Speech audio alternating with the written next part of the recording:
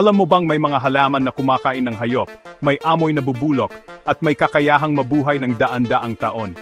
May mga halaman din na kakaiba ang hugis, kulay, at maging ang paraan ng pamumuhay.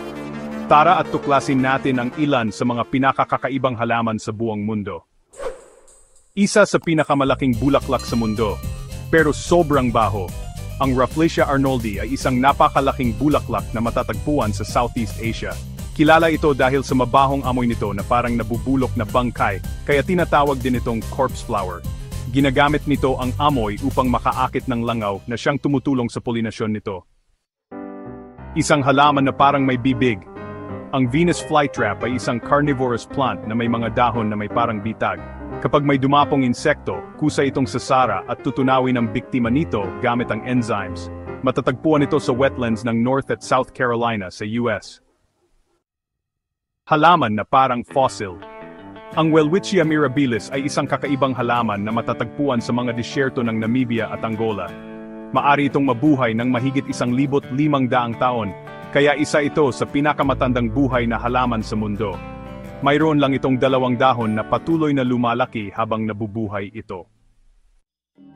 Halaman ba ito, alien? Ang Hydnora africana ay isang parasitic plant na matatagpuan sa South Africa. May hitsura itong parang alien at naglalabas ng amoy ng dumi upang makaakit ng pollinators gaya ng mga uwang.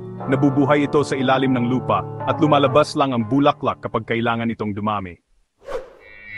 Mukha siyang bato, pero halaman pala. Ang lithops o living stones ay isang succulent na may hitsurang bato para hindi ito mapansin ng hayop na maaring kumain sa kanya. Karaniwang matatagpuan sa disyerto ng South Africa at Namibia. Dumidikit ito sa lupa at nagiging halos invisible upang maprotektahan ang sarili. Mabaho pero kahanga-hanga. Ang Amorphophallus titanum ay isang higanteng bulaklak na maaaring lumaki ng 10 feet at maglabas ng napakabahong amoy. Katulad ng Rafflesia, ginagamit nito ang amoy upang maakit ang mga langaw para sa polinasyon. Bihira itong mamulaklak, minsan lang tuwing 10 taon. Isang halaman na nanginginig at sumusuko. Ang Mimosa pudica o makahiya ay isang halaman na mabilis tumiklop ang dahon kapag hinawakan. Ginagawa nito bilang defense mechanism upang mailigaw ang mga predator. Matatagpuan ito sa maraming bahagi ng tropical na mundo, kabilang ang Pilipinas. Puno na parang may dugong dumadaloy.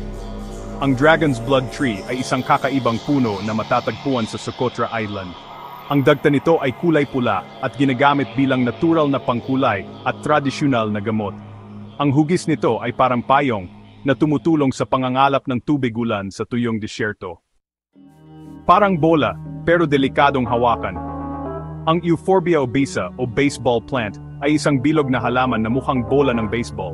Nabubuhay ito sa disyerto at nag-iimbak ng tubig sa katawan nito. Ngunit ito ay may lason, kaya delikado kung mahahawakan ng tao.